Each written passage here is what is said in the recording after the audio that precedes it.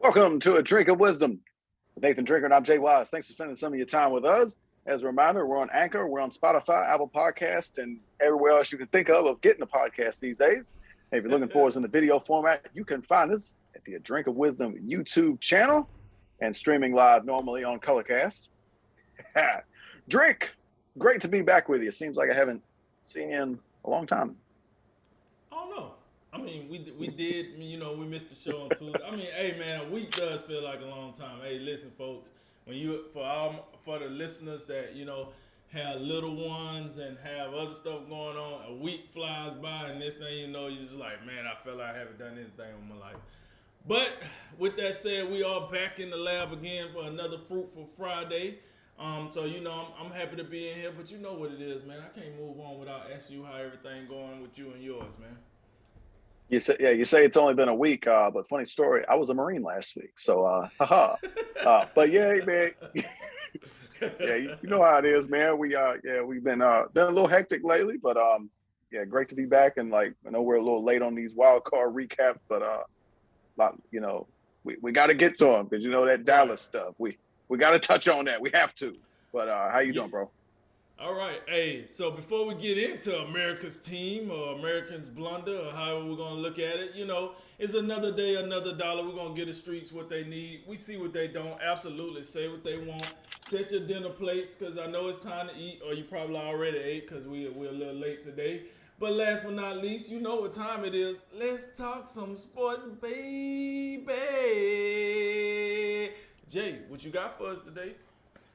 Well, this is episode 33. It's all NFL play action. We're going to recap all the wild card games, and we're going to preview all the divisional round games coming up starting tomorrow. But as we said, we'll start in the AFC with the wild card round.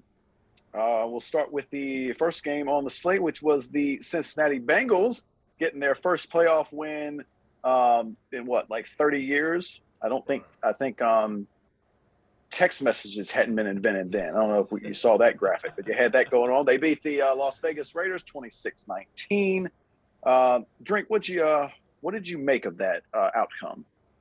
Well, let me tell you something. Outside of the 49ers and Cowboys, I think this game was the most intriguing game of the weekend.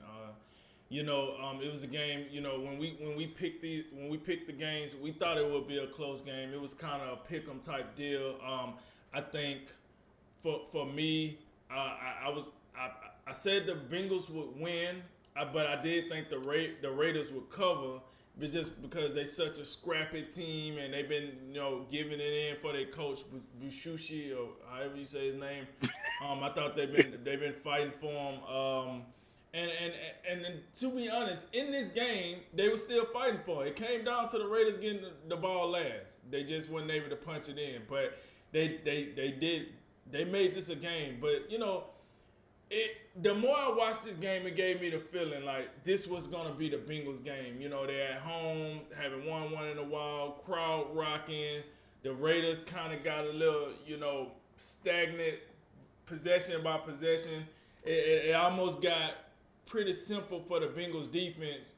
Cover Hunter Renfro, cover Darren Waller, make the rest of the guys beat you.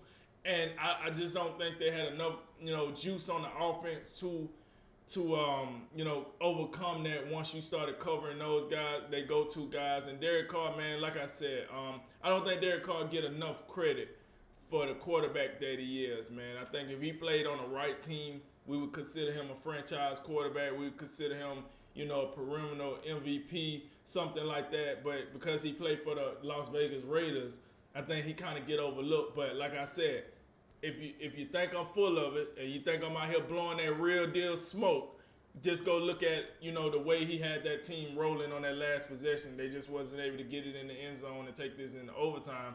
But I think Derek Carr is owed some flowers, man, because I just really do think if he wasn't the quarterback and you had, let's say, Marcus Mariota, this could have got ugly fast and fast.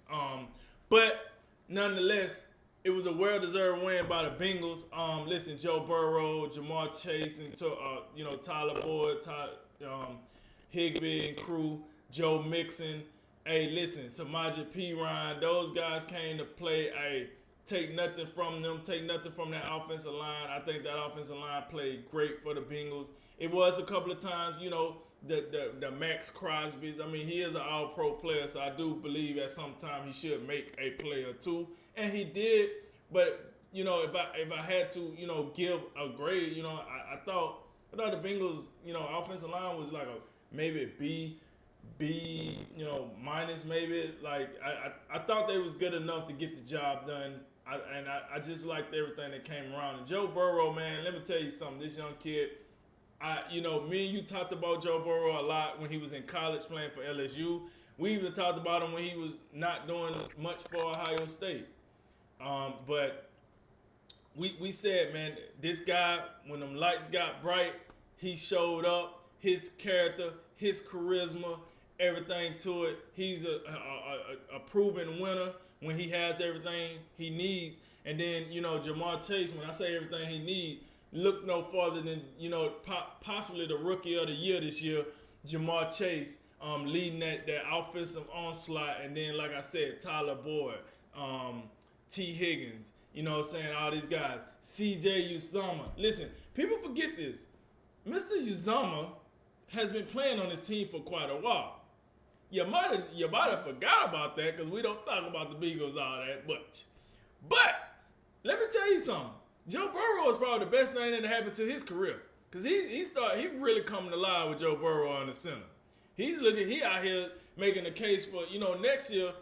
Watch what I tell you in fantasy drafts. Don't be surprised if CJ Uzomah coming pretty high off the draft for tight ends because he looking pretty good with Joe Burrow at the helm.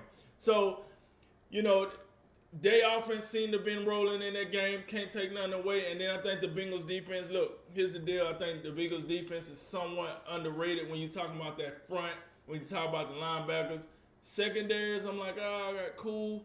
They're all right, but I really do like the Bengals front.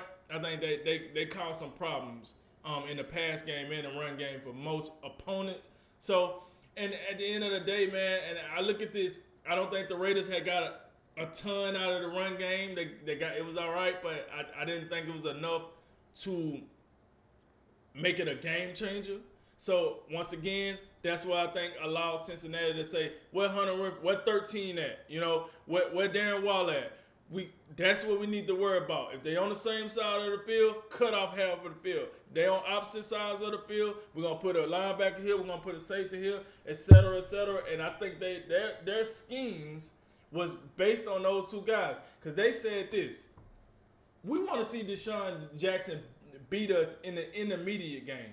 Not the long game. We'll you know what I'm saying? We'll double, we'll bracket him, we'll play him in the long game. If he can make these catches in the short game and beat us, hats off to him. I didn't see it.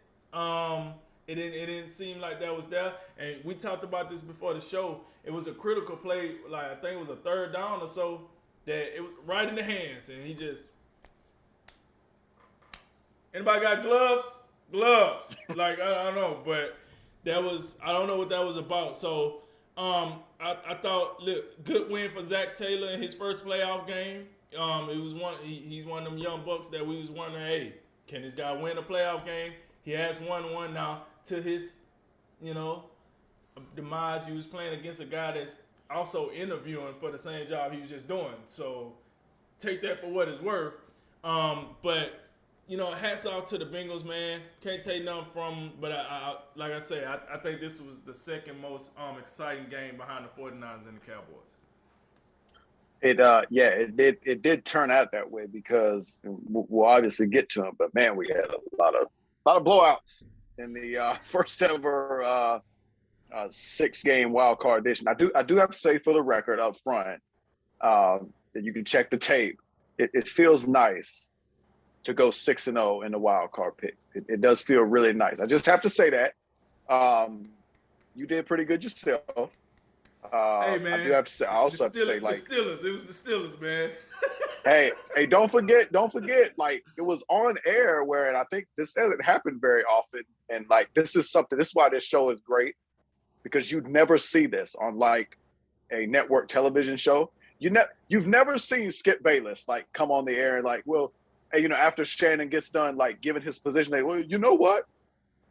That was great. I think you convinced me, but that's what happened when we previewed 49ers Cowboys. Like, you listen to what I had to say, like, you know what? I like that. Like, yeah, 49ers gonna win it now. Like, hey, you see what happened. But anyway, Bengals Raiders. This was a game I gotta say, like, and it was compelling. It did come down to the final possession. Derrick Carr throwing a late pick when they was trying to drive down to tie the game. It's one of those games where, for me, even though it did turn out to it was a pretty interesting game. It's just, I look at both teams and I'm just like, really, like this Bengals Raiders, like, this is what it's come to. I just find it hard to believe in both teams. The Raiders, they was like living on the edge the last 4 weeks. You know how that season started. They start 3-0, then after 2 losses, Gruden gets canned. They had that 3-7 stretch, and in the last 4 games, they win all of them, but only by a combined 12 points. These are nail biters. And, it's just, to me, I thought Cincinnati being at home, I thought they had especially with their offensive weapons, they had a decided advantage in that regard. Both teams pretty new to this moment. The Raiders haven't had playoff success, in a long time.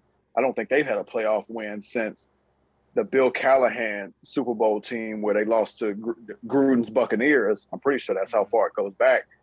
So you have all that going on. The Bengals, they were able to move the ball pretty much at will for most of the game.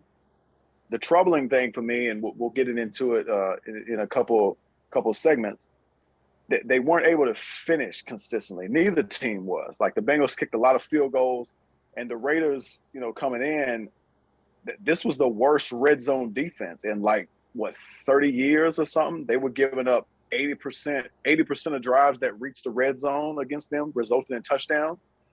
And Cincinnati still was unable to take advantage of that. I thought that was a big deal. They still ended up being able to, overcome that and win the game.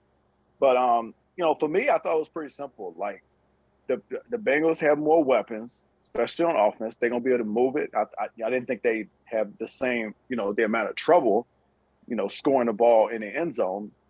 But I really thought for the Raiders, I liked what I saw from Josh Jacobs early in the game, but it just felt like as time went along, like he wasn't as involved as he needed to be. And I thought that was a big deal. You did have Darren Waller did come back for him.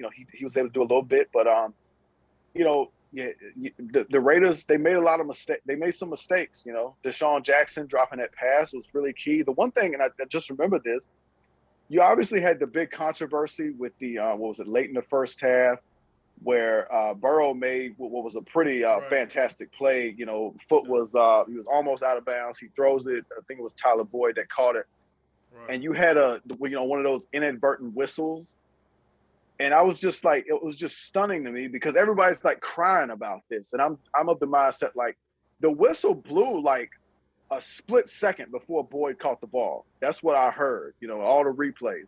So I'm like, who cares? Like, because everyone's saying like, well, the whistle got blown, way before, like, oh, everybody stopped. That's not how I saw it. So I didn't really understand that. Like, but when I'm listening to the replays, and maybe it wasn't if that's not how it happened, I didn't see how that made a difference. And so, and it's the same thing. Like, I get really tired of some of these teams just crying about stuff like, oh, they looking at the refs instead of finding a mirror and looking at it and playing better. Well, for the most part, I agree with you. I don't like all that crying and listen. If you're scared, go to church, right? I don't want to hear all that, right? But I would say this, man. You talking about a game where these players are trained to, when they hit the whistle, stop. I'm gonna tell you what. Do I think that whistle changed the play? Not really, because like you said, the ball was down almost in Tyler Boyd's hand by the time that whistle is blown.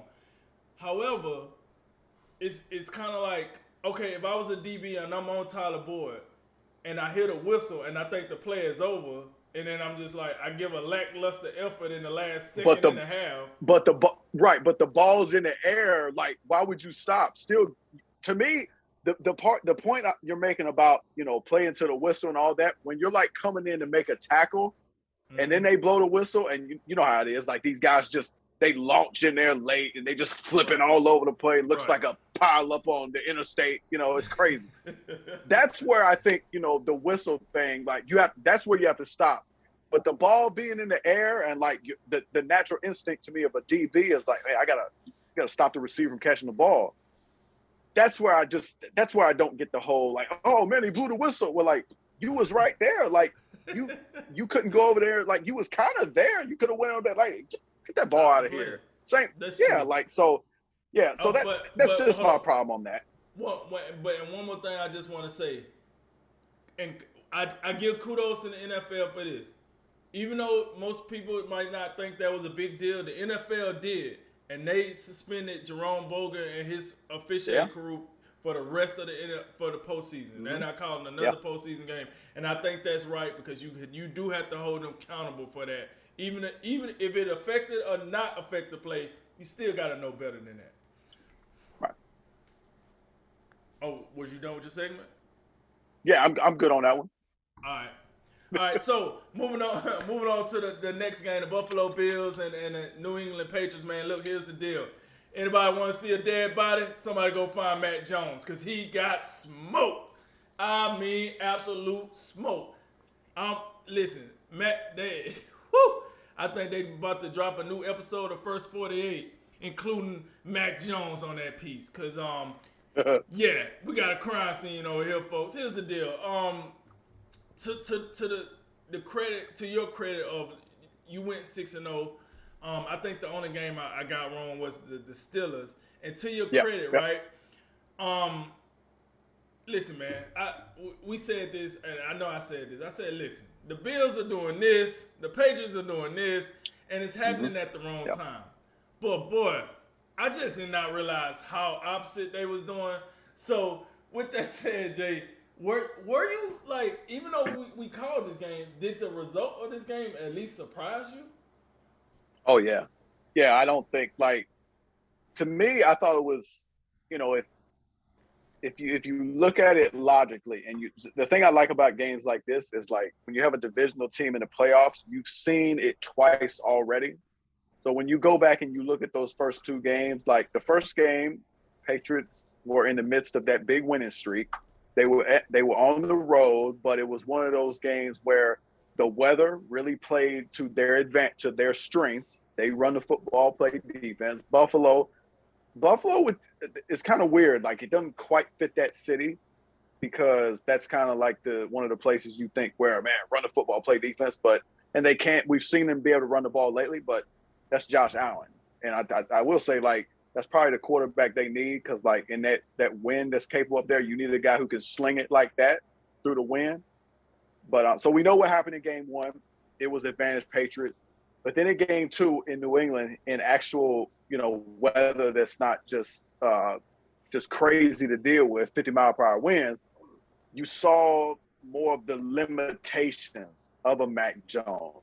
And he wasn't just – and then you saw Josh Allen get on track because I don't care how strong an arm you have, 50-mile-per-hour winds, you're going to have a hard time consistently throwing the football.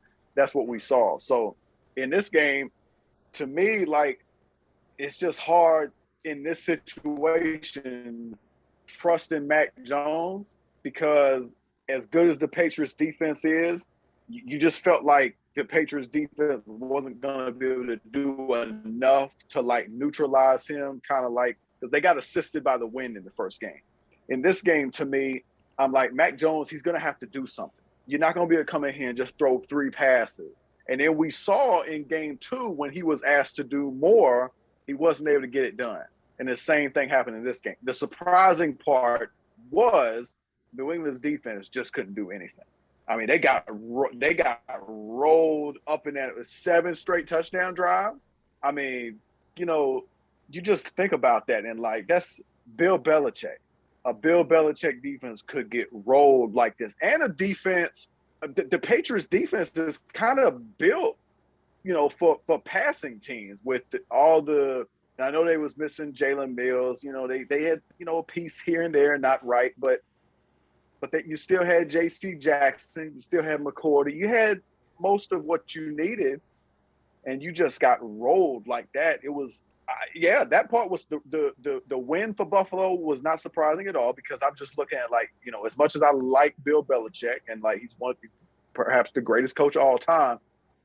The thing about it, like you can only go so far for Bill Belichick for any coach because they, as much as they can scheme and all the rest of that, they're not making no plays on the field. The players got to go out there and they got to play, and the Bills got better players and they got the better quarterback. And in this case, it's not close. Josh Allen over Mac Jones. I'm sorry.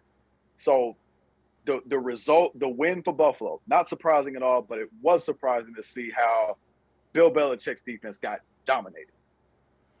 Yeah, man. And listen, I was like, yo. So one of the matchups that they highlighted was Stefan Diggs versus J.C. Jackson. And let me tell you something. J.C. Jackson probably was like, listen, don't highlight this. Please don't. Cause man, yo, Stefan Diggs gave it to him, man. I mean, that defense, man. I don't know if it was the fact that they looked across the field and said, man, our offense can't get it done or whatnot. But do you know the Buffalo Bills on offense had the perfect game? They had no punts, no field goals. Everything they had extra points because they scored touchdowns. Right, yeah. No interceptions. No, like they had the perfect game by metrics of the NFL. That's crazy to think.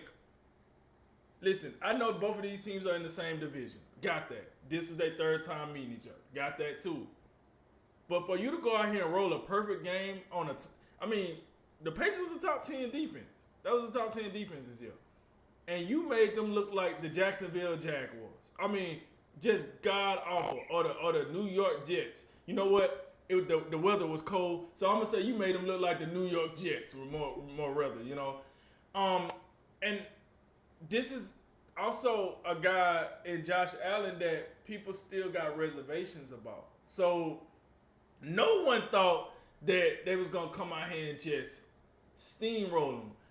But I think you do have to give that credit, some of that credit to the improvement of Devin Singletary. I think he improved dramatically from the beginning of the season to now at being, you know, a number one running back and giving Josh Allen help when he needed. Because here's the deal.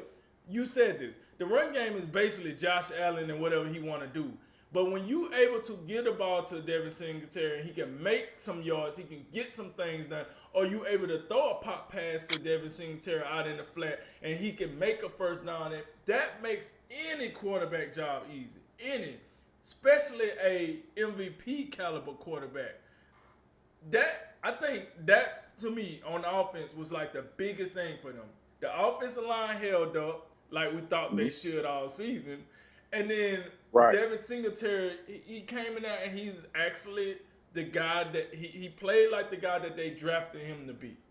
And I thought he was a very good complementary part to what Josh Allen wanted to do. And then Stefan Diggs was just out here he didn't like wow you in the touchdown fashion.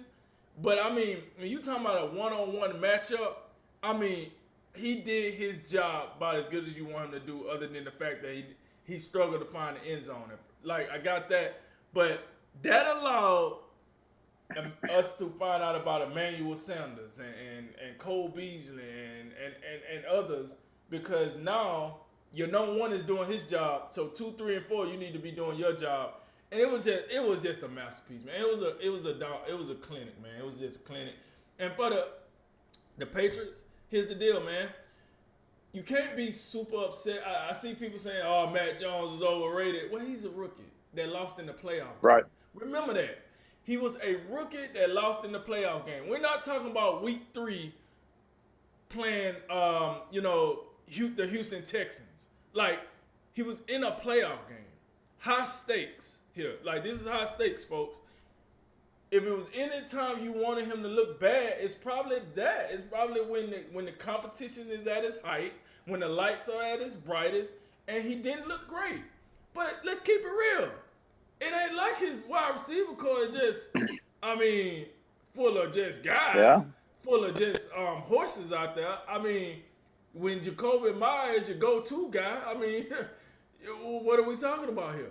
Because if it would have been anybody else, if Tom Brady was throwing to this crew and he wasn't getting it done, we'd be like, well, what in the hell we want Tom Brady to do? Save everybody? Make everybody good? Well, no. So, I mean, listen, we gave the Patriots credit for what they did in the offseason by signing these guys. Some of them just didn't show up the way we thought they was going to show up. I'm sorry. Those tight ends this year didn't show up the way I thought they was going to show up. I thought those guys was going to be very good complementary pieces to Matt Jones, and he was going to use them. He didn't. Harrod, Kinnear Harrod, whatever. He's still on the team. Somebody tell me why? I don't get it. Yeah. I'm telling you, the only guy that guy and a half that I say, Jacoby Myers. I thought he shows up every now and then, and then you got Aguilar or whatnot. But I don't know, man. Listen, they got a lot of things to do, and I just want to say this: how fitting is it to see Bill Belichick get the worst? I mean, the absolutely worst playoff loss that he didn't have. He didn't get beat this bad when he was with Cleveland. So how about that? So I thought, hats off to the Buffalo Bills. They came and did what they did. But man, I think people got to lighten up on Matt Jones just because. Listen, he was a rookie. He hit a rookie wall. This happens. We'll see how they bounce back next year. Yeah, especially considering what other rookie quarterback did anything this year. So also got to keep that in mind. Even though the counter argument will be, well, they didn't have Bill Belichick and that defense and Damian Harris, but still, you do have to take that into consideration. Anyway, another blowout happened on Sunday night when the Kansas City Chiefs beat the Pittsburgh Steelers 42-21. You had the Steelers look like they were going to do something early when inexplicably Andy Reid had Darrell Williams and McCole Hardman playing around in the backfield. Williams fumbles it twice. And who was it? Was it Watt or Hayward? It was one of them. One of them's It was T.J. Watt. Yeah, T.J. Watt runs it back to the end zone. 7-0 Steelers. And then after that, Kansas City got their act together. And like the last game, I was done with this game by halftime. Drink, over to you. So sorry. I stuck around because, as y'all know, I picked the Steelers in the upset. I felt like Mike Tomlin and Big Ben in his last hurrah, and Juju Smith-Schuster coming back, and I honestly thought that, hey man, these guys gonna give it the old college boy try, and I think they had the opportunity to, like you said. Listen, Kansas City just came out here flopping around at first. T.J. Watt put on the Jets. He was looking like a oversized Ferrari out there, the way he sped onto the end zone. And I was like, yo, the Steelers feel good about themselves. Why not? You had Najee Harris. He was doing his thing. But I think for you, like you said, at halftime it was over with for you. For me, when Najee Harris fumbled, I said, yeah, it's about that time. I'm going to tip on out of here. Here's a guy, man, I've been watching him, I watched him all his college career and then a little bit of his high school career. This dude don't fumble, man. He don't fumble. Listen, the one thing you can count on with Najee, he's going to come here, he's going to be a professional. He's not going to fumble the ball. Now, he might, be a diva. You want to catch the ball a little too much. And you're like, no, you're a running back. You're not a wide receiver. That might, you can hit him for that. But he usually don't turn over the ball to the other team. He did in this game, and I thought that was uncharacteristic. And I was just like, all right, maybe this is over. Maybe we go ahead and pack this up. But, with that said, I got to give credit to Kansas City. Because Kansas City could have folded after they just started flopping around back there and just Andy Reid looking like he making up plays right on the spot. I don't know what was going on with that. Him and Eric B, man. Listen, Eric B, you've been in all these conversations about being a head coach. That crap right there, doing that ain't going to help your cause right there. That's not going to help your cause. Sitting here, just got dudes in the back. Hey, you got it. I ain't never ran this play before. Hey, you remember that one time we ran it? Oh, fumble, T.J. Watt. That's not going to cut it. So, next round, let's clean that up a little bit because you can't be doing that. But I will say this. thank you, Kansas City, for doing that, because you did make the game a little more compelling and a little bit longer than it should have been because you did that. Because if you would have just came out and did what you were supposed to, Jay said he didn't watch it past halftime. He probably wouldn't have watched it past the first quarter if you would have just came out and just did what you were supposed to, right? Yeah. But Big Ben, most likely his last game in the Steelers uniform. He ought to do bigger and better things, as they say. I think the Steelers will be fine. They have to figure out their quarterback position, but I think this is a good, it's a good tool, man, because sometimes when you have these teams, a loss makes, like Najee Harris, for example, Claypool, some of the younger guys that's on the team that they probably just in one ear out the other one. When it happens to you, you kind of respect it a little more. Mike Tomlin, Mike Tomlin is Mike Tomlin. We know what he's gonna do. But I think we'll see the Steelers back again. But yes, to my partner's credit, this is just another blowout for another playoff game. Y'all know what it was. But we'll see, man. And shouts out to the Steelers, man.